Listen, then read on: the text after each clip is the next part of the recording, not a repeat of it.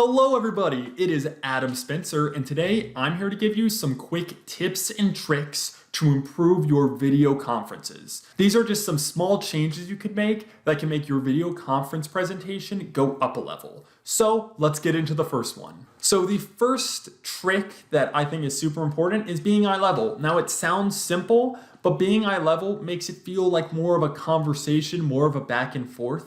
If you have someone talking, if you have it like this, it looks like someone's talking down to me. I don't know why I looked up even higher. Or if you have the camera down like this, it seems like I'm talking down. And no one wants to seem like they're talking down to someone or being talked down to. So number 2 is lighting, and this is probably the most important factor I'm going to talk about, whether it's a simple video conference or a Facebook live stream or a simple video like this. Lighting can make or break a video. So I'm going to show you a couple of examples of some bad lighting. Now, if you guys can see right here, this is not great lighting. The background is super distracting, and it's super bright. So you don't want to be right behind a window because it's not gonna look that great. Now I have the window to the side of my face, as you can see. Now this is not a terrible look, but the only problem is one side of my face is really bright and the other side is not nearly as bright. So I would recommend not using a window at the side of your face because it will make your one side of your face very bright, the other side not so much.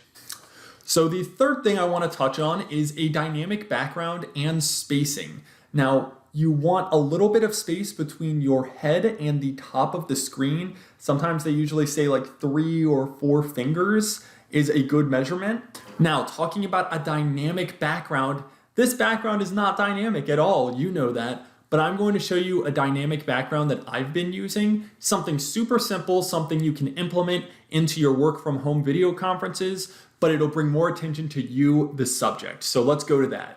So here we are with a more dynamic background. As you can see, I have some cool colors behind me. And on top of that, I also have lines leading to the subject, to myself, right here and right here. So that brings your attention right here.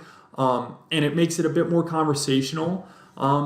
Typically with dynamic, dynamic videos with dynamic background, you would have the subject you're interviewing, and then you'd want as much space between that subject and the wall or the corner of the office or wherever you decide to interview them. But for a video conference, it doesn't need to be a YouTube quality dynamic background. Even things as simple as this will work and upgrade your video conference presentation.